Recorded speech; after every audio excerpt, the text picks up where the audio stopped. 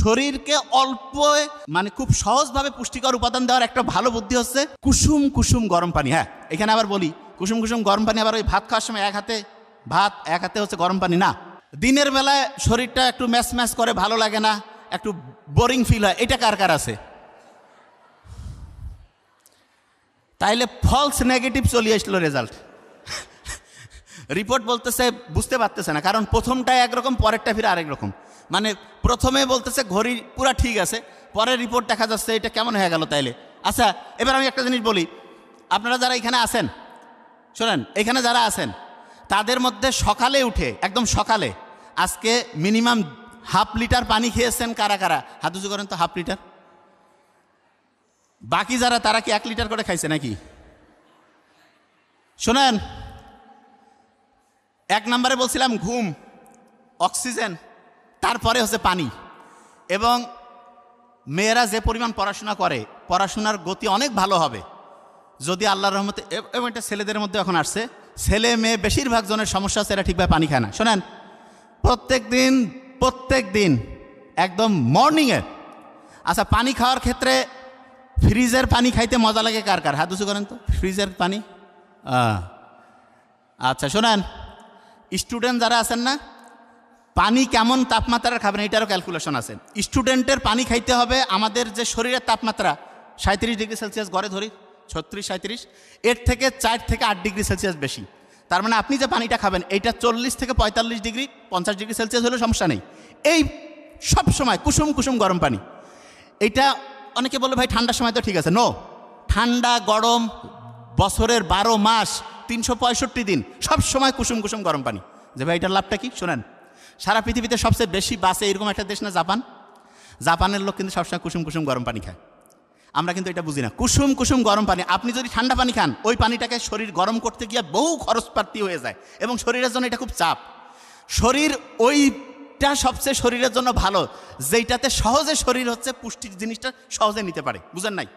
আচ্ছা, একজন টিচার আসি আপনাকে পড়াচ্ছে, কি পড়াইলো পড়াটা আপনি বুঝলেন না, এই টিচারের পড়া আপনার ভালো লাগবে নাকি বললো আপনার মাথায় ঢুকলো? কোন টিচার? প্রথম জন ভালো না পরের জন? পরের জন। আপনি যে আমাদের শরীরের কোষগুলোর যে পুষ্টি দরকার সেটা যদি সে সহজে পায় তাহলে এইটা তার জন্য ভালো, নাকি পুষ্টি পাইতে একেবারে সারা দিন রাত কাজ করে কষ্ট করে হ্যান ত্যান করে পাচ্ছে? কোনটা ভালো শরীরের জন্য? অল্পে যদি সে পুষ্টিকর উপাদানটা পেয়ে যায় তাহলে শরীর সবচেয়ে খুশি হয়। শরীরকে অল্প মানে খুব সহজভাবে পুষ্টিকর উপাদান দেওয়ার একটা ভালো বুদ্ধি হচ্ছে কুসুম কুসুম গরম পানি। হ্যাঁ, এখানে আবার বলি কুসুম কুসুম গরম পানি আবার ওই ভাত খাওয়ার সময় এক হাতে হচ্ছে গরম পানি না। খাওয়ার আধা ঘন্টা থেকে 45 মিনিট আগে, অথবা খাওয়ার পরে আধা ঘন্টা থেকে 45 মিনিট। আরও ভালো যেটা বলে সেটা হচ্ছে খাওয়ার 1 ঘন্টা আগেও খাইতে পারেন আপনি, সমস্যা নেই। আর যখন পানিটা খাবেন না ওইখানে একটু হচ্ছে অ্যাসিড মিশাই দিবেন। অ্যাসিড মানে HCl এর কথা কই নেই, অ্যাসিটিক অ্যাসিড। আচ্ছা সহজ করে বলি, ভিনেগার আছে না, ভিনেগার কীভাবে কাজ করে? ওর মধ্যে অ্যাসিটিক অ্যাসিড আছে। সেটা কি করে? ওই খেয়াল আছে আপনার আগুন লাগতে পারে, আপনি খাইলেই একটু আগুন লাগবে, কিন্তু অল্প যদি আগুন লাগে, অল্প আগুন লাগা মানে কি? অল্প অল্প অল্প অল্প করে হচ্ছে যে আপনার কোষের মধ্যে হচ্ছে কোষ থেকে ওই অল্প অল্প করে রক্তের মধ্যে গ্লুকোজ আসতেছে, তখন আপনার আর ওই ফায়ার ব্রিগেড একেবারে ইমার্জেন্সি ডিক্লেয়ার করবে না যে অল্প স্বল্প সমস্যা, ওকে ফাইন। তা আপনি যদি হচ্ছে আল্লাহর রহমতে ওই যে যেটা বলছিলাম ভিনেগার খান, ওর যে অ্যাসিটিক অ্যাসিড আছে ওই খাবার ওইটা কি করে জানেন? রক্ত থেকে গ্লুকোজটাকে আপনার কোষের মধ্যে ঢুকায় ফেলে। যে ভাই এটা কি কেমন কথা? হ্যাঁ, ঢুকায় ফেলে মানে কি? আসলে তো ঢুকাবে হচ্ছে ইনসুলিন, কিন্তু ও হচ্ছে কি হেল্প করে। মনে করেন আমার সামনে একজন আছে ইনসুলিন, আমি হচ্ছে অ্যাসিটিক অ্যাসিড, আমি বললাম এই যে ভাই নাও ইনসুলিন, বলছে আমাকে একটু হেল্প করতেছে। হ্যাঁ, ইনসুলিনকে যত আপনি কম কাজে লাগাবেন আপনার শরীরের সবগুলো ইন্ডিকেটর তত ভালো হবে। অথচ আমরা দেখা যায় কি টাইপ 1 ডায়াবেটিস ভিন্ন বিষয়, টাইপ 2 ডায়াবেটিসে অনেকে যে ইনসুলিন নিতে থাকি এটার কিন্তু লং টার্মে এটা বিশাল একটা নেগেটিভ ইম্প্যাক্ট আছে, সেটা অন্য আলোচনায় আসবে, জাস্ট এইটা খেয়াল রাখবেন। আরেকটা জিনিস, এইখানে যারা আছেন আপনারা, পরীক্ষার আগে এই যে ভয় লাগে, অ্যাংজাইটি হয় না, এরকম একটা যে কী হবে, টেনশন, যে জানা জিনিস পারবো কি না। শোনেন, যারা পরীক্ষা খারাপ করেন আমি বলতেছি আপনি লিখেন এবং মিলায় নেন, এদের বেশিরভাগের একটা টেন্ডেন্সি কী থাকে জানেন? যে আমি পড়ছি কিন্তু পরীক্ষার হলে আমার কেন জানি পরীক্ষাটা ভালো হবে না, বিশ্বাস করেন।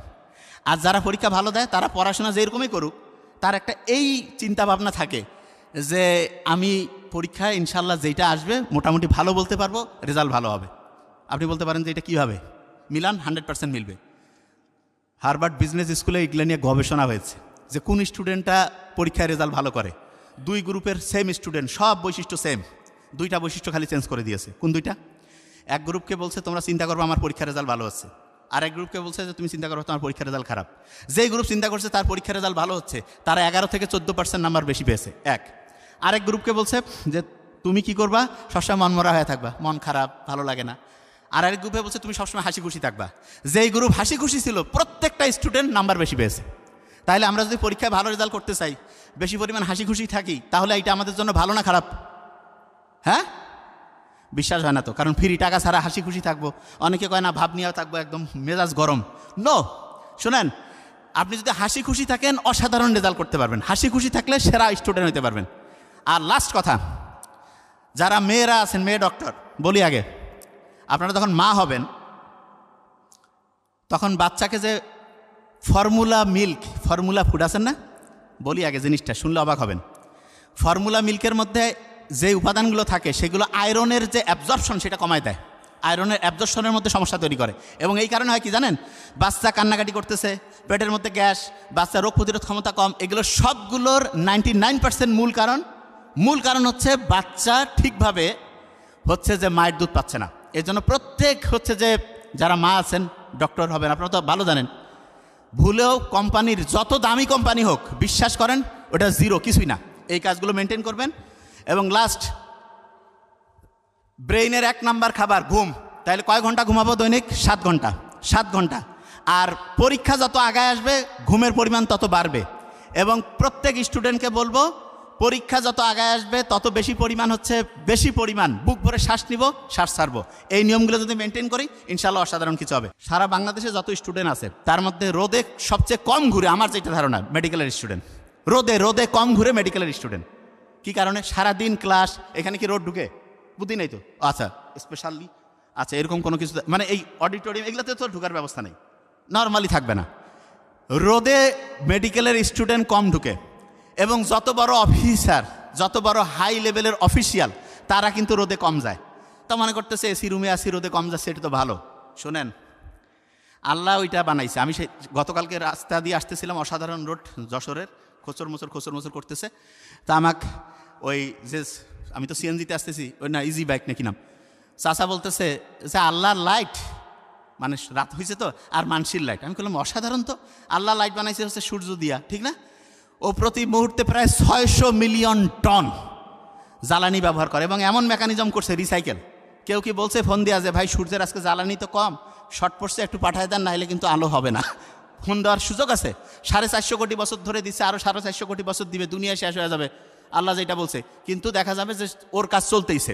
যে জায়গাটা ছিলাম খুব ইম্পর্টেন্ট, সেটা কি, এই যে কোন পয়েন্টে বলতেছিলাম নোবেল, হ্যাঁ, ওই যে রোদ, ওই যে চাচা যে বলতেছিল, দিনের বেলা আমরা মেডিকেল স্টুডেন্ট এবং যত বড় অফিসিয়াল আছে এরা দেখা যায় রোদের মধ্যে সবচেয়ে কম যায়, ঠিক না? আমি আপনাকে বলি, ভারতে একটা সম্ভবত উড়িষ্যায় একজন যিনি হচ্ছেন উপাচার্য, উনি ওনার হচ্ছে যে মেইন যে অফিসটা সেটা গাছের নিচে খোলা জায়গায় সূর্যের আলোর নিচে করছে। তো ওনাকে যে জিজ্ঞেস করছে যে আপনি একজন ভাইস চ্যান্সেলর মানুষ, এত দামি মানুষ, আপনি একটা এমন রুম রাখবেন যেটা মানুষ ঢুকতেই পারবে না, ঠিক না? এরকমই তো হয়, আপনি এরকম গাছতলায়। তো উনি বলতেছে আমার সূর্যের আলো খুব পছন্দ। তা মূর্খ সাংবাদিক মূর্খ না, আমি বলছি হয়তো বুঝেও না জিনিসটা যে কী ব্যাপার, সূর্যের আলো ফির কী কাজ। শোনেন, সূর্যের আলো এইটার আমাদের কোষের মধ্যে যখন যায় তখন মেলাটোনিন বলে একটা জিনিস আছে, মেলাটোনিন। দিনের বেলাও, রাতে তো মেলাটোনিন তৈরি হয়, দিনের বেলায় মেলাটোনিন হচ্ছে তৈরি হবে। এবং আপনি যদি সূর্যের আলোতে পর্যাপ্ত পরিমাণে না যান, আপনার ভিটামিন ডি তৈরির প্রক্রিয়া বাধাগ্রস্ত হবে, মেলাটোনিন ঠিকভাবে কাজ করবে না, রোগ প্রতিরোধ ব্যবস্থা ভেঙে পড়বে, ওই যে ঘড়ি নষ্ট হবে।